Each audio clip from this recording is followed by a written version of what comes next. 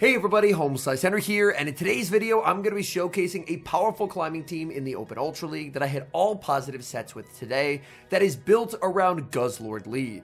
Guzzlord is honestly an amazing lead for the current Open Ultra League meta. It does very well into one of the best cores, which is Zygarde and Gastrodon, having win cons against both of those Pokemon, and it does very well against a lot of other common meta threats. To cover for Guzzlord's weaknesses, I have a Shadow Drapion as the safe switch and Talonflame as the closer. So without further ado, let's hop into the matches and take a look at the team in action. And we're off to a bad start in the first match, leading into a core breaker, Alolan Sandslash. I'm going to throw 4, wait a turn, switch into Talonflame, get a catch of an Ice Punch, and sneak an entire Incinerate to deal a devastating amount of damage. In comes Shadow Feraligatr, but if you're up 1 full Incinerate, this matchup is actually fine as Talonflame. They're going to throw after 7 Shadow Claws. I get the double up, and my opponent now has a very awkward choice. If they try and CMP tie and I go for the extra, then I can win the 2s. So instead, they go for good timing. That actually allows me to get to another fly, and that is going to grab their final shield. They've farmed up a ton of energy with the Feraligatr, and honestly, Talonflame has done its job. Getting the catch and sneak meant that they've taken some pretty severe damage on the Alolan Sandslash, and due to the energy advantage, I was able to force a shield advantage from the Feraligatr. Feraligatr baits the first. This can only be a Hydro Cannon, so I'm very comfortable tanking it. I want to try and leave with as much energy as possible. I don't think I can get a farm down, so I will go for a Dragon Claw that is undercharged to give me an extra Dragon Tail. Opponent gonna send back in the Sandslash. This Sandslash already approaching half HP thanks to that snuck Incinerate from earlier. Crunch is gonna land. I wait the turn and do it to them again. For the second time in the battle, we get the wait 1 turn catch, and now Shadow Drapion is able to outpace, make the Aqua Tail, pick up the KO. Their final Pokemon is revealed to be Drifblim, and this game is just over. So Alolan Sandslash is a core breaker for this team, but we're able to play our way out of it. The Drifblim is going to fire off a charge attack here. Icy Wind will not KO. I can just send in the Guzzlord, make it to a Dragon Claw, and Dragon Claw will be able to remove Drifblim from the field of play, and that is a good game. Hopping into the next match, Guzzlord into Gastrodon. So this is a very common Pokemon in the Ultra League. And Gastrodon, if I'm not mistaken, needs a double Body Slam bait if they want to win the 2 shield, and the 0s and the 1s are just wins for Guzzlord. Guzzlord is going to go for the Dragon Claw. It is going to be a CMP tie. I shield at the last second, and I get it right as it's the Earth Power. In comes Miltank. I'm going to bank a ton of energy and send in Shadow Drapion. Miltank, of course, can have access to Ice Beam, and they will typically run Ice Beam, so I don't really want to keep Guzzlord in that matchup. Instead, I'm going to bank a ton of energy and send in the Shadow Drapion, because Shadow Drapion will force a lot of energy out from the Miltank, and the good news is I'm still not in a range where a third slam would be lethal. Crunch is going to land. I do get a defense drop, which is a bit of good luck for me, and I'm more than happy to let this through. Opponent full sends the Ice Beam, picking up the KO. In comes Guzzlord. I get as much farm as I can, and I believe I have now put it into Dragon Claw range. The Dragon Claw is able to knock out. In the back is Annihilate, and the Annihilate Gastrodon core gets completely core broken by Talonflame. So I can send in the Talonflame, Gastrodon farming up energy, and from here, as long as I farm to 100 on Talonflame, this is just a 1 game for me, as Gastrodon has already revealed Earth Power, so I can farm up to 100 energy, which is the back-to-back flies. Fly into the Gastrodon is going to pick up the KO. In comes Annihilate. Their only win con is no shielding a fly and hoping that they can still make 2 moves, but it's just never going to happen. They see the fly damage, they realize they're too low, and they will concede the match. Good lead in the next match, Guzzlord versus Golurk. This very well could be the Golurk Shadow Drapion Miltank team, and if that's the case, then keeping Talonflame off the Miltank is a must. Guzzlord does have a pacing advantage here, able to make Dragon Claws before Golurk's able to threaten a Dynamic Punch. Golurk does successfully bait with the Shadow Punch. I'm just going to farm up a ton. They tried for a catch onto Weezing, and now I get to respond with Talonflame. So it's not the team I was expecting, but Talonflame is going to do a great job at shutting down Weezing. Weezing goes for the Brutal Swing. I can still tank another one. I did give the Weezing a pretty healthy energy head start, and the Fairy Wind to Brutal Swing pacing is incredibly fast. I try and go for one in the move 3 times, and every time they're able to get another Brutal Swing. So they've actually managed to get me very low. I go for the fly, looking to pick up the knockout, but they actually survive and they get another move. That's such a big misplay by me. I don't run a lot of Ultra League Talonflame, so I thought the fly would KO, but it does not, and as a result, I lose an entire Brave Bird. In comes Golurk. At this point of the match, I've lost count of their energy. If they have Dynamic Punch, I will survive it. It is just going to be a Shadow Punch. It looks like they did get the 1-turn Brigand Lag. They should have outpaced by a turn there instead of it being a CMP tie. But in the back, it's going to be a Drapion. It's the non-Shadow Drapion, and all the energy that I stored on Guzzlord at the beginning of the match is going to pay dividends here in the endgame. I was a bit worried that it was going to be another fairy and my energy would be completely useless, but that's the main reason why I'm running Dragon Claw Crunch over something like Brutal Swing Sludge Bomb, is not only are you a lot better against Zygarde by having Dragon Claw, but you're also a lot better against Drapion. Here, I get to fire off one in the move, they're going to commit the shield, I'm going to shield back, and then I can do one more Dragon Tail, and this Dragon Claw should just about be lights out for this Drapion. So Dragon Claw is going to take them to 1 HP. They barely hang on, but they just don't have the energy to make it to another move. Guzzlord versus Malamar. Malamar, of course, not going to be doing any fast food pressure in this matchup as Psywave is very heavily resisted, but where Malamar is deadly is Superpower. Malamar is typically going to want to let the opponent throw first before they double Superpower, which might seem like a misplay, but honestly, I just want damage on the Malamar. I'm going to shield one and then tank one, and then they'll look to switch out. But getting the Malamar to about a quarter HP is very nice, as it makes it a lot more manageable later in the game. They are going to land the Superpower. They save switch into Steelix, and it's a Thunderfang Steelix, which means they have no fast move pressure into the Guzzlord. I am very okay staying in here. Even if they Breaking Swipe me, it's not going to knock out. The Guzzlord's at a very awkward health range for them. So, I get to fire off Crunch after Crunch. Steelix now well below half HP. Steelix finally going to throw some energy, and I'm happy to let this go. Guzzlord put in an insane amount of work here.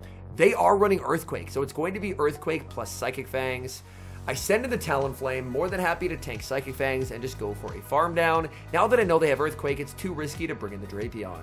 Talonflame gets a huge farm down, exiting with 80 energy loaded and ready to go. The opponent sends in their final Pokemon is Shadow Feraligatr, and this energy is so valuable. I'm now at a Fly plus a Brave Bird. I bait with the Fly. I'm actually going for Fly number 2 to preserve good pacing for later in the match, expecting they're going to double shield, and now I'm going to switch into the Shadow Drapion. Shadow Drapion in the Ultra League very comfortably tanks a Shadow Hydro Cannon. This is not the Great League where after a Hydro you get farmed down. They're going to go for Hydro number 2. The thing I'm going to have to watch for is a potential catch. Here, I will actually go for a Crunch basically right away after I wait the turn. Crunch is going to get them low. There's a switch to Malamar over farming to the max, but I accidentally farmed too much. I play to a CMP tie that I do not win, and I think it's all over, but in comes Talonflame, and because I baited a Fly earlier in the game, I was 2 away, so even though I make a massive miscount, I'm still able to clutch an incredibly close victory. We've got some serious spice from the opponent in the next match, leading Guzzlord into Shadow Abomasnow. I'm going to save switch into Shadow Drapion. Due to the 1-turn switch, they're able to outpace. I will shield up the Weather Ball, as if possible, I want to try and flip switch in the mid-game. In comes Primeape, and this is going to be tough. Primeape, this is the Ultra League. It can tank an Aqua Tail pretty comfortably at that. I try and get to the back-to-back, and here I make an important decision. They're unlikely to bait me if I'm already down a shield. So I double shield, and now Aqua Tail will KO them. So they're going to have to give both these shields back. And if they do, my switch clocks up, theirs isn't, so I can send in the Talonflame, make them use their energy in an inefficient manner, and most importantly, save the Drapion. Their final Pokemon is Malamar. I'm not in a range where a Foul Play would KO just yet, so I do overfarm a bit extra, and I'm going for the Brave Bird. Brave Bird lands massive damage, Malamar barely able to hang on. Malamar does have quite a bit of energy going for the Foul Play. I'm gonna need Drapion to win this game for me. I can't really afford to take a Superpower, so I send in the Drapion, throw a Poison Sting, switch into the Guzzlord as they make it to the Superpower. Superpower does a lot to the Guzzlord. they're actually able to save the Malamar on 1 HP, and in comes Abomasnow. Abomasnow will immediately be met with a Dragon Claw. That's going to get them low, but they're able to get a double up, and this is going to be a very tricky endgame. As I should survive the Weather Ball, but the question is, do I survive it well enough to get the farm down? Weather Ball connects, Shadow Drapion very low, I leave with a move, and now it's a guessing game. They're always going to bring in the Primate. The question is, will they switch or will they stay? I throw the move, and they stay. I get the prediction right.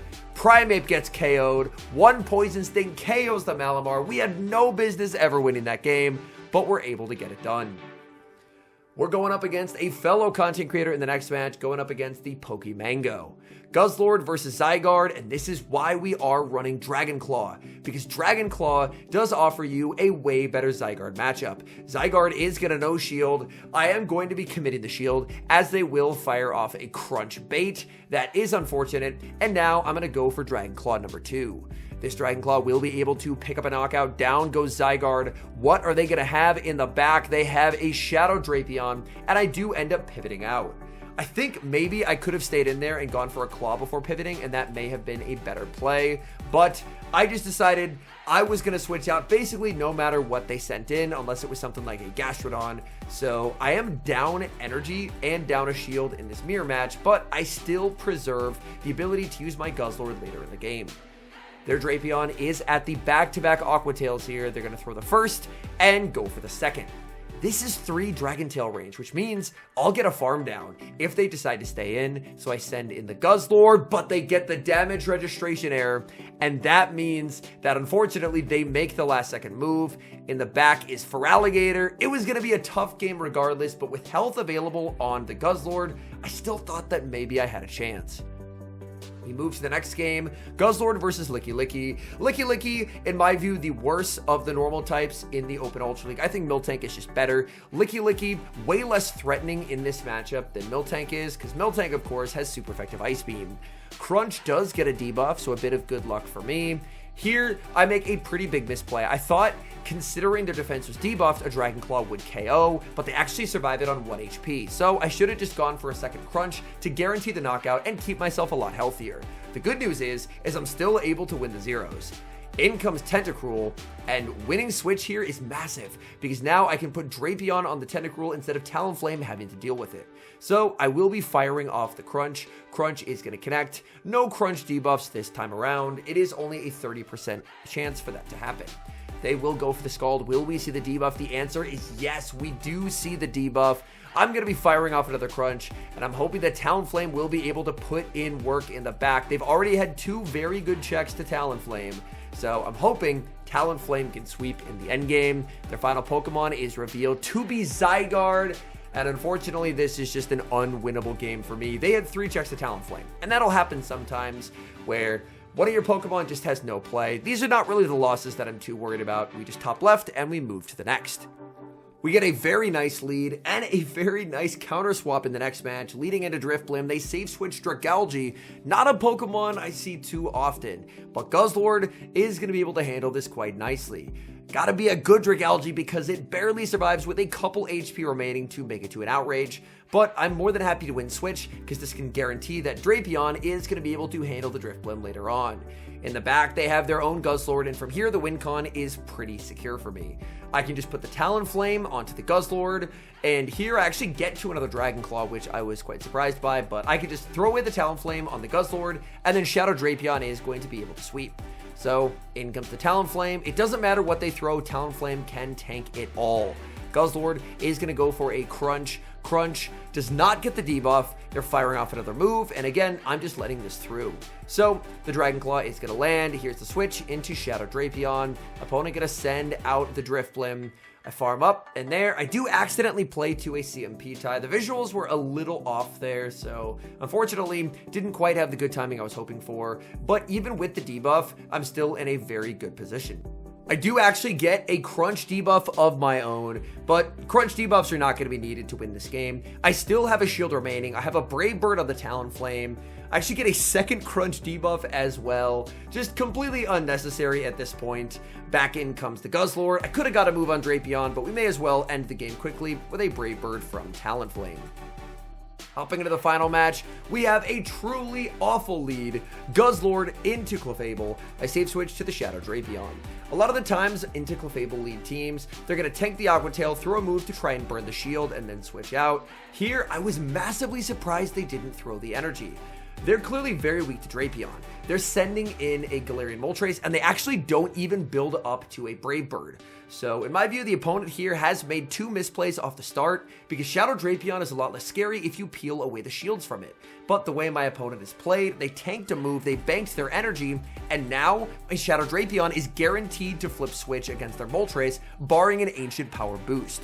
So I get to fire off Aqua Tail after Aqua Tail into the Moltres. Moltres gonna go for another Ancient Power, hoping for that boost. At this point, it's their only hope in this game, because otherwise they're not gonna be able to make a play for switch advantage. So I get to fire off the Aqua Tail, they're gonna shield, and they cannot get the farm down. Shadow Drapion could not have done that had they just thrown a Moonblast before they sent in the Moltres, but since they didn't, now they have all this stored energy, and the stored energy is going to go absolutely nowhere against Talonflame. The final Pokemon is revealed to be Shadow Steelix. Steelix will go for a Psychic Fangs, and now I get to send in Guzzlord. And considering Steelix are now all on Thunderfang, it is very funny to see a Steelix just absolutely flail and not be able to do anything against Guzzlord. Because personally, I'm very used to the days of old where it was Dragon Tail Steelix and it would destroy Guzzlord. But now, Steelix just can't really do much of anything. They're going to go for back-to-back Psychic Fangs. I am not shielding whatsoever. Switch clocks are misaligned, so they can bring in Clefable, but I can just shield, and then I can send in Talonflame. They go for the Meteor Mash, in comes Talonflame. I learned my lesson against these bulky fairy types. I'm throwing the Brave Bird. Brave Bird is going to pick up the KO. Steelix gets knocked out with an Incinerate, and despite leading Guzzlord into a fairy, we're able to take the win.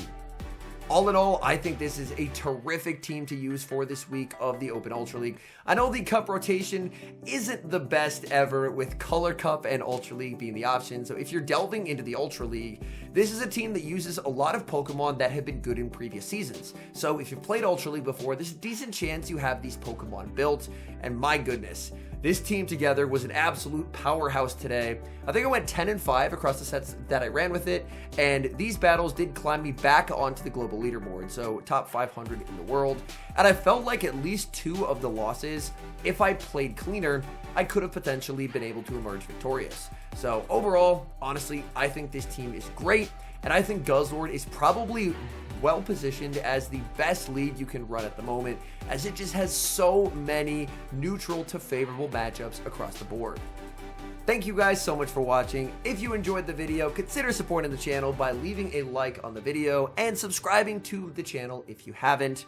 Another way you can support the channel is by becoming a channel member, like these wonderful people on screen. Thank you so much to our channel members. Your guys' support helps me do what I do, so thank you guys oh so very much. And until next time, I've been HomeSliceHenry.